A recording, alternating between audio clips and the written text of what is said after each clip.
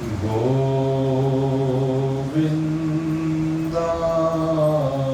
नमो नमः। श्रीकृष्णाय नमो नमः। नारायणाय नमोस्तुते।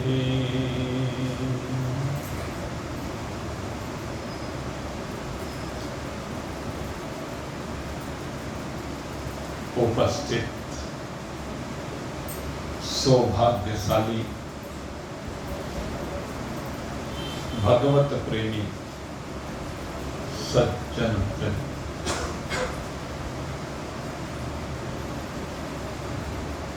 गीता जी के इस 10वें अध्याय में नित्य है निरंतर हम भगवान की विभूतियों का वर्णन श्रवण कर रहे हैं। भगवान ने अर्जुन को जब अपनी विभूतियों के बारे में बताया तो अर्जुन भगवान से कहता है कि जो विभूतियों का वर्णन आप कर रहे हैं उसमें जरा भी संशय नहीं। अर्जुन की श्रद्धा असीम है और वह समझ चुका है कि ये परमात्मा ही है और परमात्मा भी कहते पूर्ण परमात्मा जिनको कहा है।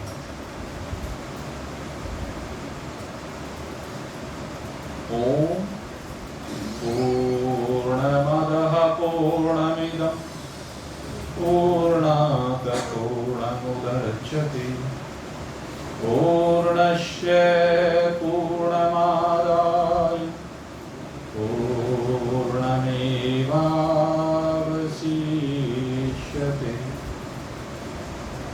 वह पूर्ण परमात्मा जिससे सब कुछ का प्रकटन होता है। विभूतियों में भगवान ने यही बताया परमात्मा पूर्ण है। ओम पूर्णमदः पूर्णमिदं। भगवान कहते हैं कि ये जो भी कुछ प्रकट हुआ है वो चाहे सप्तऋषि हों, सनकादिक ऋषि हों, मनुवादी हों या उनसे आगे उनकी जो संततियां हों,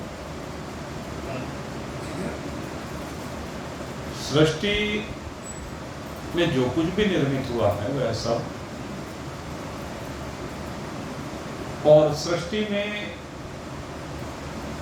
निर्मित होने के बाद जिन क्रियाओं के द्वारा सृष्टि का पालन हो रहा है वह सब, और सृष्टि का पालन होते हुए जो जो भाव किसी भी जीव के अंदर स्फुरित हो रहे हैं वह सब भी कहते सभी कुछ परमात्मा में ही विराजमान। पूर्णमिदं। और उसके पीछे कारण क्या है?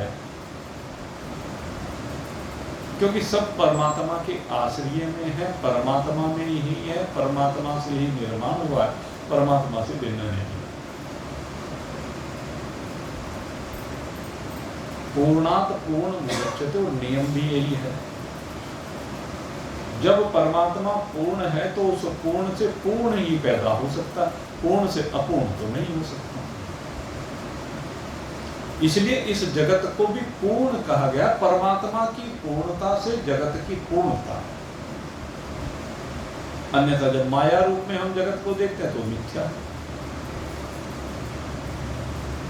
जगत को देखने के दो रूप हैं, एक माया का आवरण ओढ़ करके जगत को देखते हैं, जब माया का आवरण ओढ़ करके देखते हैं तब ब्रह्म सत्य होता है और माया मिथ्या होती है। ब्रह्म सत्यम जनन मिथ्या।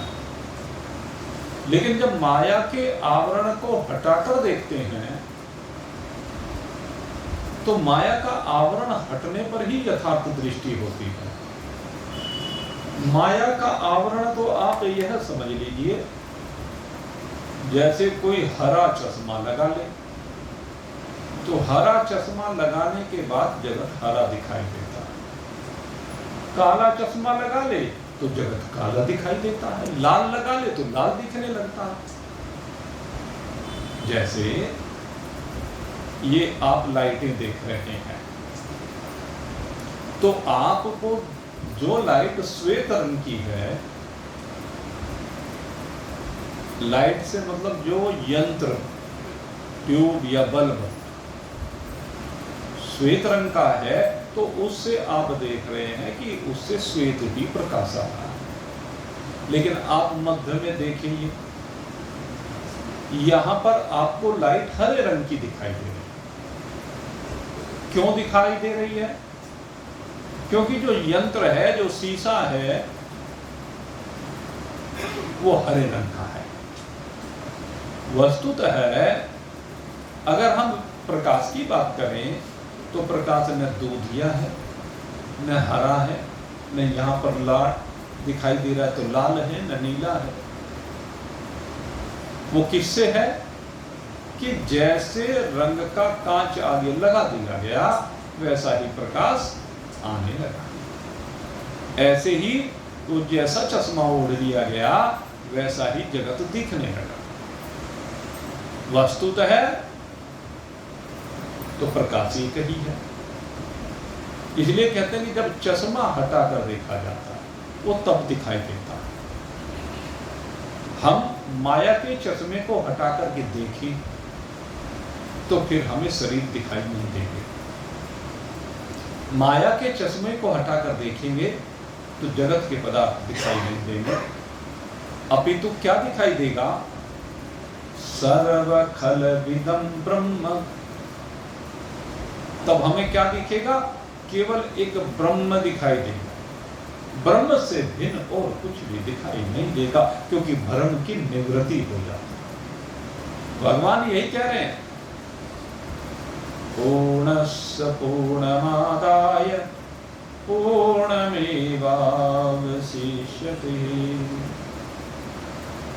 कहते हैं इस पूर्ण की विशेषता क्या है कि ये पूर्ण परमात्मा इस जगत से चश्मा हटा करके, जीवों का चश्मा हटा करके, जिज्ञासुओं का चश्मा हटा करके जो उसको जगत दिख रहा था उसको भी ब्रह्म रूप दर्शा देता है। पूर्णमादा, इसकी पूर्णता दिखा देता है।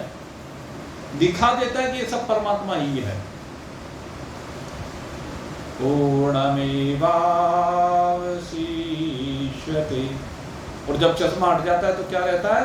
केवल एक अकेला पूर्ण परमात्मा ही रह जाता है। पूर्ण परमात्मा से विलक्षण कुछ रहता ही नहीं। इसी बात को अर्जुन ने अनुभूत किया है और अर्जुन अनुभूत करके बीच में बोल पड़ता है। भगवान तो अपनी विभूतियां बताए जा रहे हैं। प्रश्न तो 8वें अध्याय में किया था, लेकिन जिस प्रश्न को किया था भगवान ने बताया था। अर्जुन ने क्या प्रश्न किया था? किम तद ब्रह्म, 8वें अध्याय में प्रश्न था। और तो भगवान ने कहा था अक्षरम ब्रह्म परमम। कहते जो अविनाशी तत्व है वही ब्रह्म नाम से कहा जाता है, वही परम ब्रह्म है। अब इस बात को अर्जुन ने यहां आकर के जब अनुभूत कर लिया तो अब वो कह रहा है और उसको विस्तार दे रहा है, समझा रहा है या समझ रहा है। दोनों ही बातें कह लीजिए। जब समझ जाता है तभी समझा भी सकता है। तो अब अर्जुन भगवान से कहता है बीच में, अर्जुन उवाच। परम ब्रह्म परम धाम पवित्रं परमं भवान् पुरुषं शाश्वतं दिव्यमादिदेवम् अजं विभुम् आहुस्त्वामरीश्य सर्वे देव ऋषिर्नारद सखा असितो देवलो व्यासः स्वयं चैव प्रविशीमे। कहता कि हाँ प्रभु आप कौन हैं, भगवान के स्वरूप का वर्णन करता है। सबसे कहता है परम ब्रह्म। वो जो परम ब्रह्म आपने कहा ना कि अक्षरम परम ब्रह्म, वो ब्रह्म अविनाशी है, लेकिन मैं तो देखता हूं कि आप ही हो। हे प्रभु, वो ब्रह्म जिसके बारे में आप कह रहे हैं वो दूसरा नहीं है कोई, मैं अनुभूत कर रहा हूं। आपने जो विभूतियां कही ना, उनसे मैं समझ रहा हूं कि वो परम ब्रह्म आप ही हैं, जिसको निर्गुण निराकार रूप से कहा गया, जो कण कण में व्याप्त है, जिसमें सब कुछ भाषित हो रहा है, वह परम ब्रह्म आप ही हैं। और दूसरी बात फिर आगे कहा, ये तो निर्गुण निराकार रूप का अर्जुन वर्णन करता है, उसके बाद निर्गुण निराकार से अर्जुन आता है निर्गुण साकार में। पहले निर्गुण निराकार है, फिर निर्गुण साकार है, और फिर सगुण साकार है। ये तीन प्रकार की बात हुआ है। इसको हम सगुण उपासना कहते हैं, निर्गुण उपासना कहते हैं, अहंग्रह उपासना कहते हैं, और फिर उपासना से परे अपरोक्ष ज्ञान कहते हैं।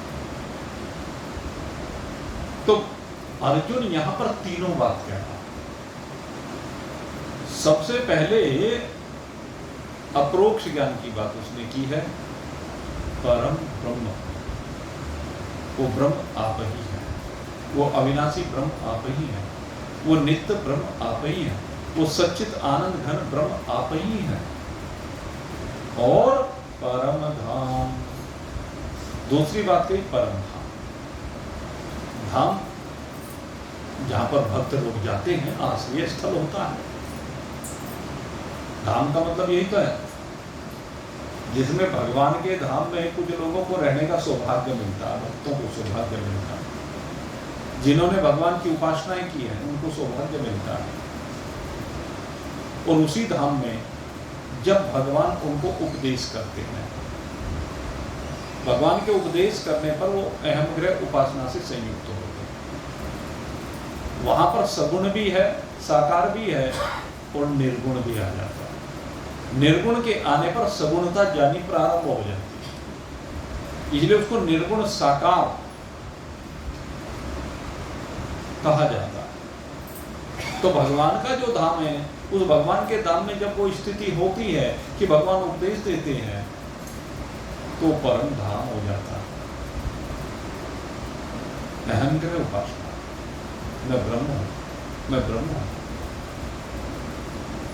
ये जब सुनने को मिलने लगता है भगवान से, तो उसको लेकर कहा कि आप ही सबके आश्रय स्थल, सब आप ही से सत्ता पाए हुए हैं, सब आप ही में विराजमान हैं। ये सारा संसार आप में स्थित है, वो रहने का स्थान आप में, जिसमें सब जीव उत्पन्न भी हो रहे हैं, रह भी रहे हैं, क्रियाएं कर रहे हैं, व्यवहार हो रहा है, आहार विहार हो रहा है, तो उसके लिए एक देश चाहिए ना। तो सबका आश्रय स्थल, वो देश, वो आप ही हैं, इसलिए आप ही को परम धाम कहा गया। ये परम धाम आप ही हैं, आपसे अलग कोई भी परम धाम नहीं है। और कहा एक बहुत बड़ी बात भगवान अर्जुन कह रहे वाला, पवित्रम परमं भवान। आप कौन है? कहते हैं पवित्रम परमं, परम पवित्र है। आप ही पवित्र करने वाले हैं। सबसे पवित्र तो हैं ही, लेकिन पवित्र करने वाले भी आप ही हैं।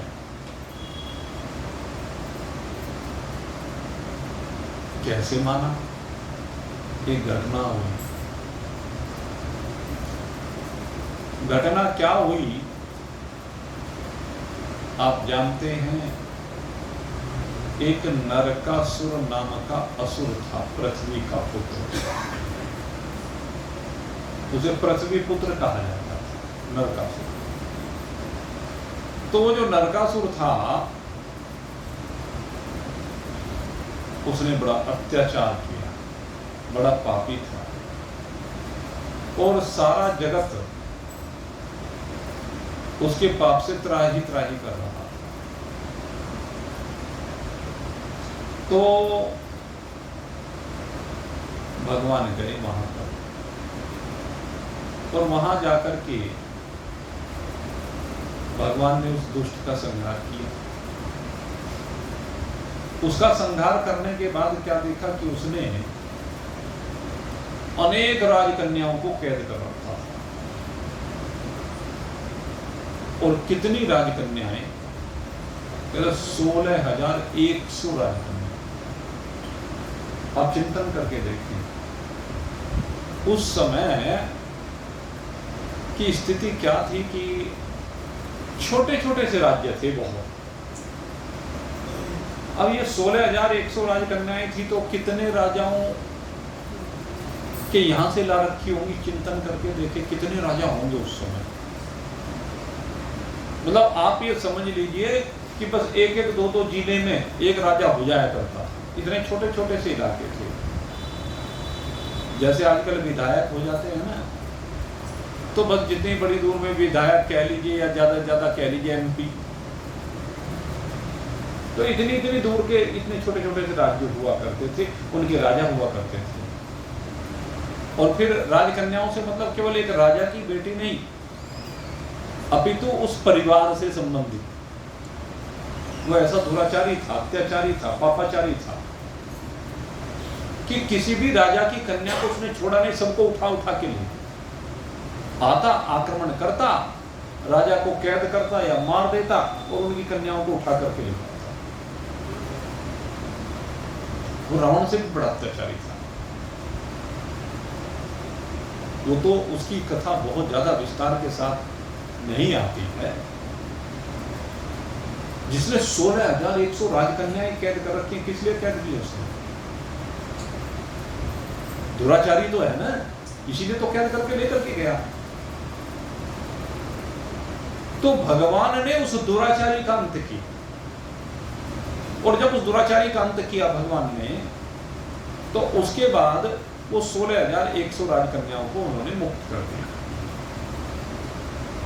भगवान ने जब 16,100 राजकन्याओं को मुक्त किया, और मुक्त करने के बाद भगवान ने कहा कि जाओ, अब आप अपने अपने राज्य को चले जाओ, अपने पिता के पास, अपने भाई के पास, जहां जब भी, और सह सम्मान आपको ये कर्मचारी हमारे छोड़ करके जाए। तो उन राजकन्याओं ने कहा कि प्रभु अब हम जाए तो जाएगा, और हमें स्वीकार कौन करेगा? क्योंकि इस पापी के कारण से, ये दुष्ट पापी जो हमें उठा उठा करके लाया, इसकी वजह से हम पतित हो चुके हैं, हमारा धर्म भ्रष्ट हो चुका है। और हमने अपनी इच्छा से नहीं, इस दुष्ट ने जबरन हमारा धर्म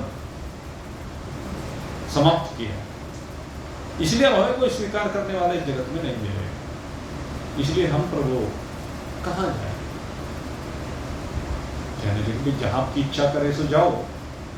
कि प्रभु अब आप आए हैं, आपने आकर के हमें मुक्त कराया है, तो अब हम आपके अतिरिक्त किसी के पास नहीं जा सकते।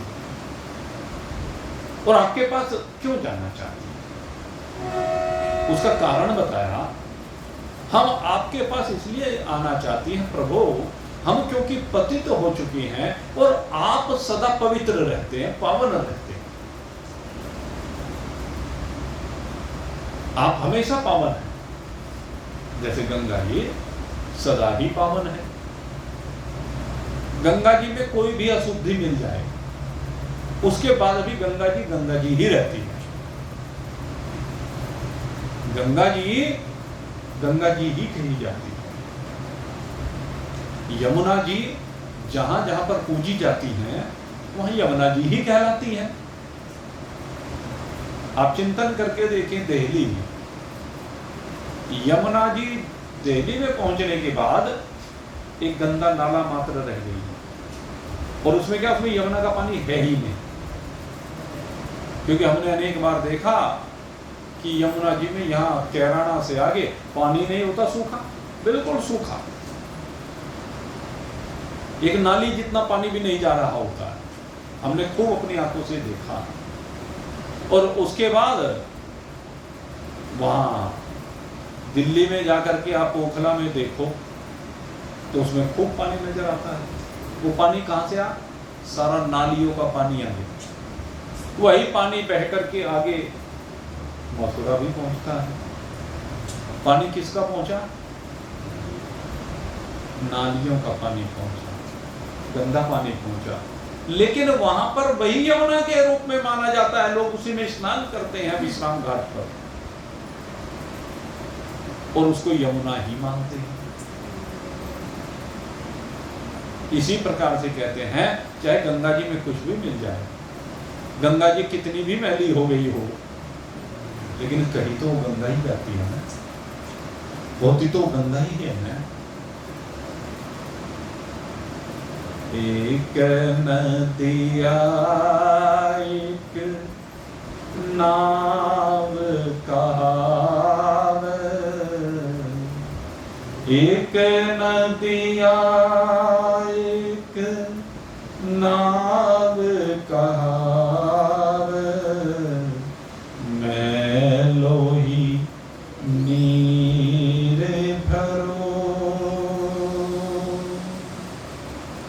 एक नदिया एक नार कहावे, मैं लोही नीर भरो। दो मिल एक वरण भई, दो मिल एक वरण भई, सुर सरी नाम परो। प्रभु मेरे अवगुण चित न धरो, प्रभु मेरे अवगुण चित न धरो। एक लोहा पूजा मेरा खत, एक घर बधिर पड़ो। एक लोहा पूजा मेरा खत, एक घर बधिर पड़ो। पारस गुण अवगुण नहीं चितवे, पारस गुण अवगुण नहीं चितवे, कंचन करत खरो। प्रभु मेरे अवगुण चित न धरो, प्रभु मेरे अवगुण चित न धरो। एक जीव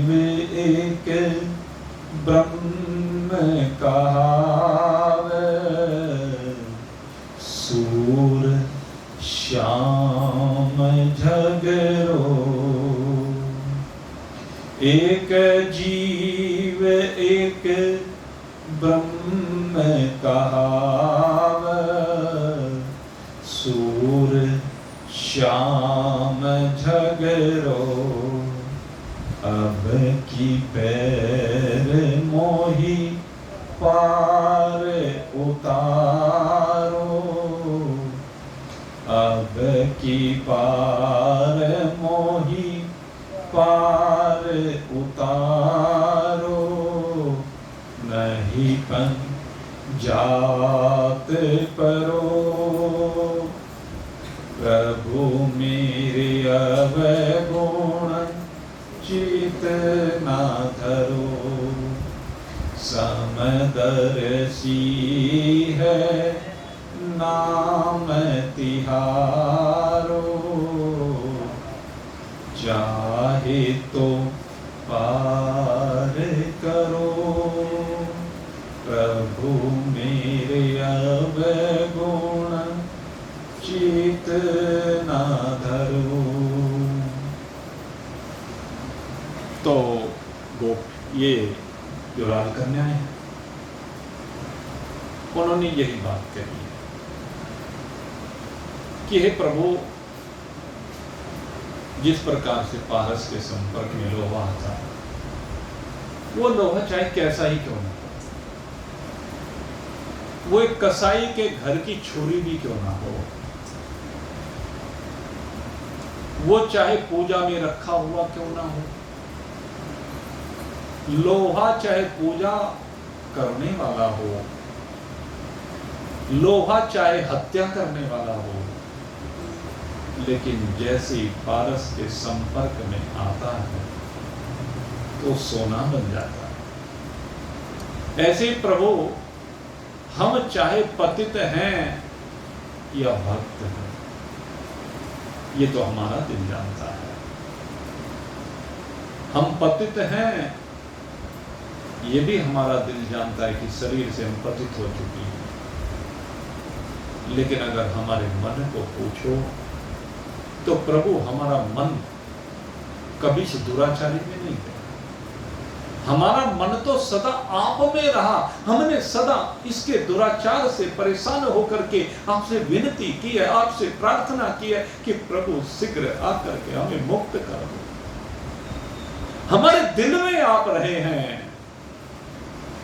इसलिए प्रभु, जब दिल में आप रहे हो तो हमारे तो पति भी आप ही हो और परमेश्वर भी आप ही हो।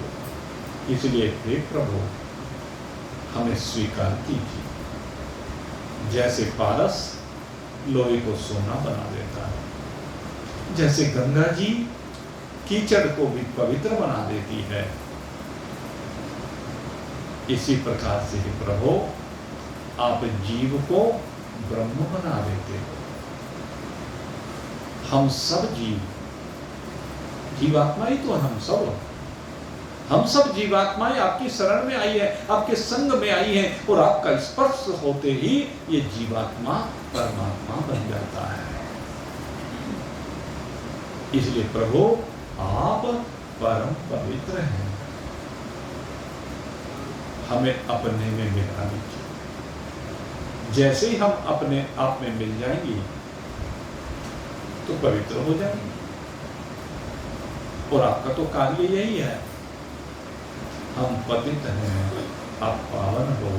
इसीलिए आप जब पतितों को अपना स्पर्श प्रदान करते हैं, अपना सानिध्य प्रदान करते हैं, अपना आश्रय प्रदान करते हैं, तो जो आपका गुण है वो दृष्टिगोचर होता है, और आपको सब कहते हैं पतित पावन। आप इसलिए पतित पावन कहे जाते हैं, इसलिए हमें स्वीकार कर लीजिए। और जब इस प्रकार से उन राजकन्याओं ने प्रार्थना की तो 16,100 राजकन्याओं को एक साथ भगवान ने स्वीकार किया है। मन की बात, सबने मन को लगा दिया।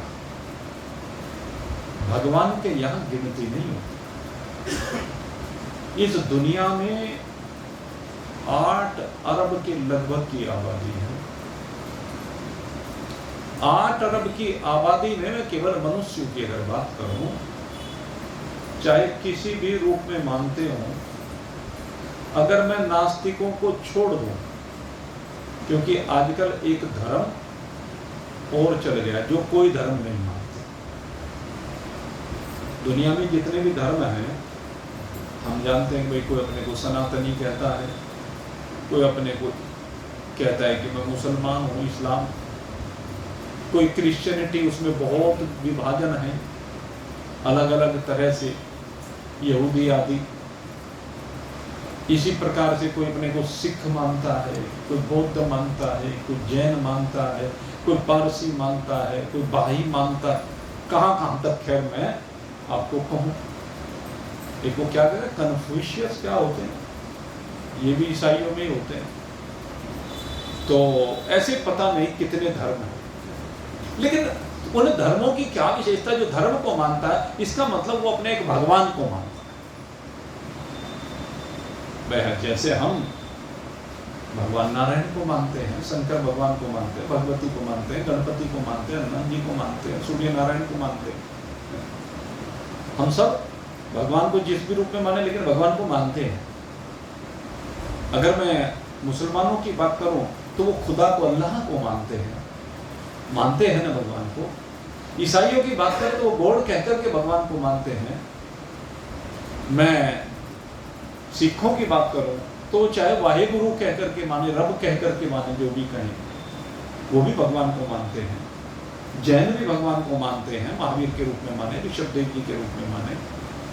बौद्ध भी भगवान को मानते हैं तो भगवान गौतम बुद्ध के रूप में माने। या अन्य जितने भी धर्म हैं वो किसी न किसी रूप में, चाहे सगुण रूप में माने, चाहे निर्गुण रूप में माने, साकार माने या निराकार, सब मान रहे हैं। लेकिन आजकल एक नया सिस्टम चला है कि हम किसी धर्म को नहीं मानते, जैसे कम्युनिस्ट लोग होते हैं कि हम किसी धर्म को नहीं मानते। ना मानो भाई, चलो मैं 1 अरब लोगों को खो दूं, तो उसके बाद 7 अरब व्यक्ति इसमें से किसी न किसी रूप में भगवान को मानते ही हैं। वे भगवान से किसी न किसी रूप में प्रेम करते ही हैं। वे भगवान को अपना मालिक मान करके, अपना मददगार मान करके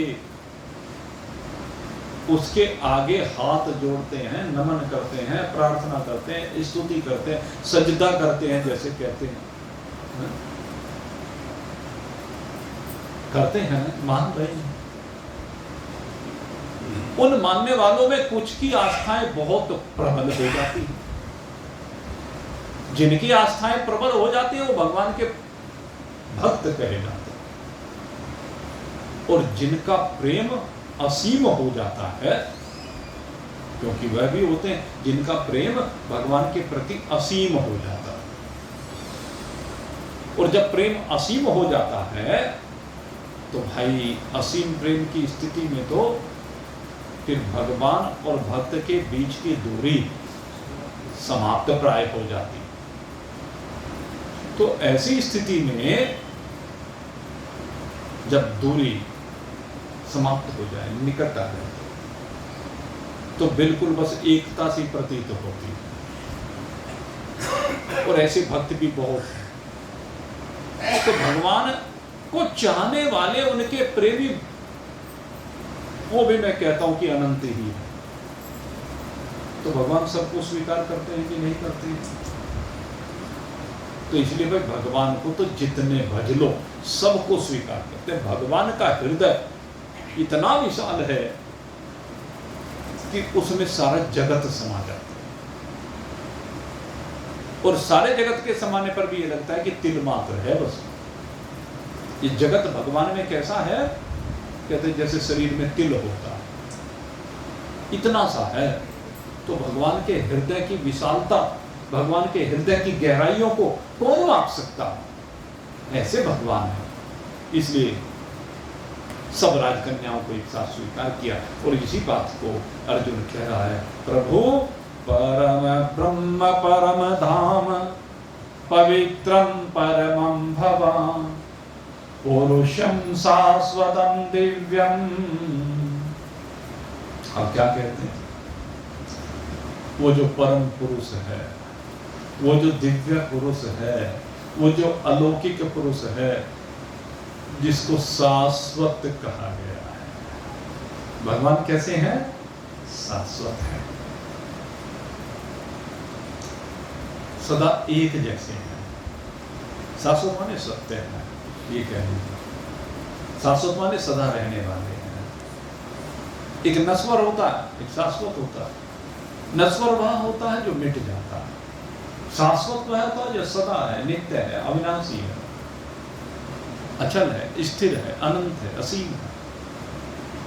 तो कहते प्रभु वो शाश्वत तत्व जो सदा रहने वाला तत्व है वो आप ही है। आदि देवम अजम विभुम, आदि देव, जिससे पहले कुछ नहीं है, सबके आदि आप ही हैं। जो भी कुछ यहां पर बनता है उससे पहले आप ही हैं। आप कब से हैं कोई कह ही नहीं सकता, सदा से हैं, इसलिए सनातन कहा जाता है, आदि देव है। और आप कैसे हैं? अजम, इसलिए आपको अजम कहा। अजन्मा है और अजर भी है, दोनों चीज। आप जो है वो अजन्मा है, दूसरे अजर। अजर क्यों कहा गया? अजर इसलिए कहा गया, एक जर होता है, एक अजर होता है। और जंग को मोटी सी भाषा में कहूँ मैं, जैसे लोहे पर जंग लग जाता है, हम भाषा में अपनी क्या कहते हैं, जर लग गया है। और जर लगने का मतलब क्या है कि लोहा घट गया। लोहे की जब जल के साथ वायु के मिलने से रिएक्शन होती है तो जंग बन जाता है, और वो जंग धीरे धीरे धीरे लोहे को घटाता चला जाता है, जर्जर होता चला जाता है। लेकिन कहते हैं परमात्मा में कुछ जंग लगता नहीं है, जंग लगता नहीं है कभी। परमात्मा घटता नहीं है कभी, परमात्मा सदा एक रस रहता है। परमात्मा ही एकमात्र ऐसा तत्व है जिसमें कोई परिवर्तन है, परिवर्तनशील है, सदा एक रस है परमात्मा। तो अर्जुन इसी बात को कह रहा है, प्रभु आप अजम हैं, अजन्मा है, आप कभी भी घटते बढ़ते नहीं हैं, सदा एक रस रहते हैं, आप व्यापक तत्व हैं। चराचर जगत में केवल आप ही व्याप्त हैं। तो इस प्रकार से अर्जुन कहता है भगवान से, हे प्रभु आप देवों के देव हैं, आदि देव हैं, और आप ही कहते हैं जो सप्तादि ऋषि, आपने कहा देव ऋषि आदि नदी ऋषि जो होते हैं, देवल ऋषि होते हैं, असित होते हैं, व्यास जी हैं, कहते वो सब के सब जिनके बारे में आप कह रहे हैं वो सब आप ही तो हैं। ये सप्त ऋषि, ये मनु, ये सनकादिक ऋषि, कहते हैं सब आप ही हैं, इनके रूप में आप ही भाषित हो रहे। इस बात को मैं अनुभूत कर रहा हूं। हे प्रभु अपनी अनुभूति बता रहा है। भगवान ने कहा और अर्जुन ने मान लिया, यही तो है ज्ञान। एक ने कहा और दूसरे ने माना, यही तो है, इसी को ज्ञानी कहा जाता है। एक ने कही दूसरे ने मानी तो दोनों ज्ञानी, तो ज्ञानी है। भगवान के सानिध्य से अर्जुन भी ज्ञानी हो गया। गुरु के सानिध्य से जो शिष्य मान लेता है वो भी ज्ञानी हो जाता है, और जो नहीं मानता है सारी जिंदगी मेंढक की तरह टर टर करता रहे, कुछ होने वाला नहीं। इसलिए मानना पड़ेगा, और जो मान लेते हैं वही अर्जुन जैसे हो जाते हैं, अर्जुन जैसी कृपा प्राप्त कर लेते हैं। तो मेरे मित्रों, हमारी तो आप सभी के लिए यही शुभ भावना है कि आप सब लोग मान लो भाई, जान भी लो, मान भी लो। तो आप सबके लिए बहुत बहुत शुभकामना करते हुए अब यहीं पर आज के सत्संग को मैं विश्राम दे रहा हूँ। बोलिए सच्चिदानंद भगवान की जय। और भाई पहले प्रसाद देंगे, आज ये गणेश चतुर्थी का प्रसाद लेकर के आए शिव कुमार जी, बोलेंगे। और उसके बाद जैसे कि मैंने परसों आपको सूचना दी थी, अपने सत्संगी साथी भाई सुरेश जी, तो उनकी माता जी का स्वर्गवास हो गया है। तो मन ये है कि आज अब जो कोई भी चलना चाहे, बड़े बाजार में उनका निवास है, तो थोड़ा सा 10 मिनट के लिए है उनके यहाँ चलने का, इसीलिए 5 मिनट पहले मैंने सत्संग को विश्राम दे दिया। आइए प्रसाद ले लीजिए पहले फटाफट।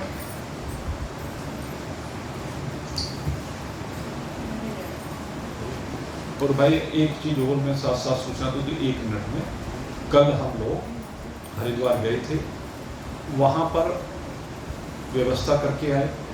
उन्होंने कोई कमरों के नंबर अभी बताए नहीं, कहने लगे ये कमरों के नंबर तो हम तब भी देंगे जब आप 19 तारीख में आ जाओ, क्योंकि हमें भी पता नहीं होता, क्योंकि किस ट्रस्टी आते रहते हैं, उनके वो भी रहते हैं। अब जो उस समय पर खाली होंगे वो कमरे मिल जाएंगे। हाँ, ये बता देते हैं कि इतने कमरे आपको मिल जाएंगे, तो उन्होंने वो कमरे तो बता दिए हमें। और उन कमरों में भी सबसे बड़ी समस्या क्या है, कई लोगों ने मेरे से इच्छा जाहिर की थी कि भाई पैरों की समस्या होने के कारण से हमें नीचे का, देखो पहली तो बात ये बता दो, वहाँ नीचे कोई कमरा है ही नहीं, एक भी कमरा नीचे, तो वहाँ पर हॉल है, वहाँ पर लिफ्ट लगी हुई है। इसलिए इस मन की भावना को हटा दो कि जी नीचे कमरा मिल जाए। नीचे वहाँ उन्होंने फर्स्ट फ्लोर पर केवल 7 या 8 ऐसे कमरे हैं केवल दिए, और कोई कमरे उन्होंने दिए नहीं। जो कमरे दिए हैं ज़्यादातर तीसरी और चौथी मंजिल पर, लिफ्ट लगी हुई, लिफ्ट लगने के बाद कोई मंजिल कोई वहाँ पर मायने नहीं रखता। और अब जहाँ भी जाते हैं हर जगह यही व्यवस्था रहती है। इसलिए अपने मन में इस भावना को निकाल दीजिए कि भाई हमें नीचे मिल जाए, नीचे मिल जाए। देखो वो चीज़ अब कहाँ से लाएं? अब उसमें ठीक है, हम वही प्रयास करेंगे कि जिनके पैर खराब हैं उन्हीं को फर्स्ट फ्लोर पर देंगे वे कमरे, लेकिन उसके बावजूद व्यवस्था के दृष्टिकोण से फर्स्ट फ्लोर पर 2-3 कमरे हमें रखने ही पड़ते हैं। अब व्यवस्था तो चूंकि सारी वहीं से चलती है, तो अब वो भी देखना पड़ता है। इसलिए, और दूसरी बात यह है कि उस पर केवल 3 बेड वाले कमरे हैं, वे भी जो हैं, बाकी जो कमरे हैं सब कमरे तीसरी और चौथी मंजिल पर ही हैं।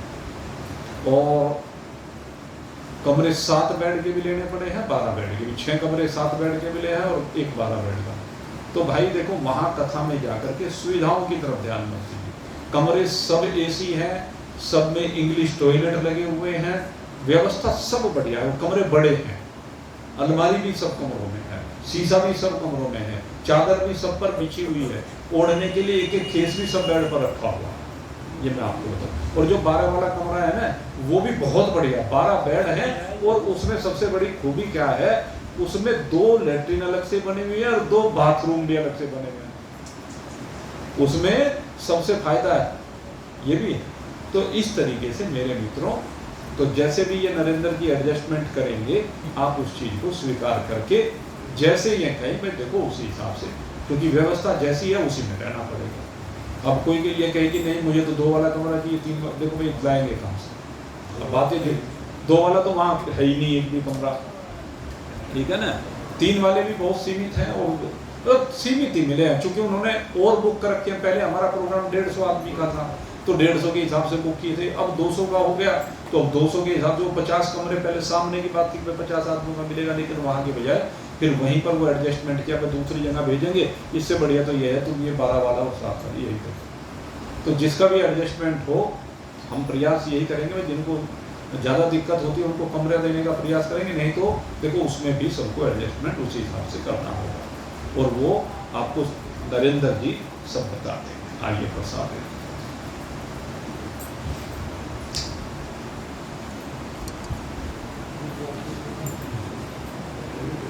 और हाँ भाई, लाला जी कह रहे हैं 1-2 सूचना और भी दे दो। एक सबसे बड़ी सूचना एक और साथ में है भाई, हमारे सत्संगी साथी भाई अजय जी बिल्कुल मृत्यु के मुख से बाहर निकल करके आए हैं। भगवान की कृपा रही है, और बहुत दिक्कत में रहे पीछे। आज मुझे देख करके मुझे भी नहीं पता था कि यहाँ पे मैंने 2-3 दिन पहले फ़ोन भी किया था, तब उठ नहीं पाया किसी कारण से, तो आ गई। खैर बड़ा अच्छा लगा, और भगवान की कृपा आपके ऊपर बनी रहे। क्योंकि मृत्यु के मुख से बाहर निकल करके आए हैं। इसलिए यही प्रार्थना करूँगा कि भगवान से कि अब इनका मन अपने में लगा करके रखें, ठीक है। और दूसरे 2 दिन का अवकाश बुध और बृहस्पति का रहेगा, मैं पहले ही बता देता हूँ। बुध और बृहस्पति का अवकाश रहेगा, रविवार तक ये सत्संग चलेगा, और कल तो हो गए थे, ठीक है। आइए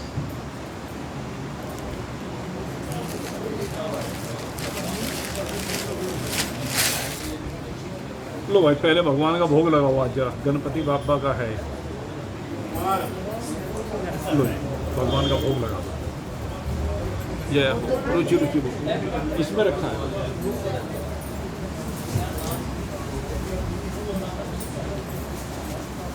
गणपति वाला ही लड्डू बनवा के लाए। कैसे बने जी? हाँ, अब कैसे बने? हनुमान भी ऐसे ही बने। वो गणपति वाला ऐसे ही होता है ना। पहले विवाहों में ऐसे ही बना करते थे, वो वहाँ देने के लिए। हनुमान जलेबी भी ऐसे ही चले।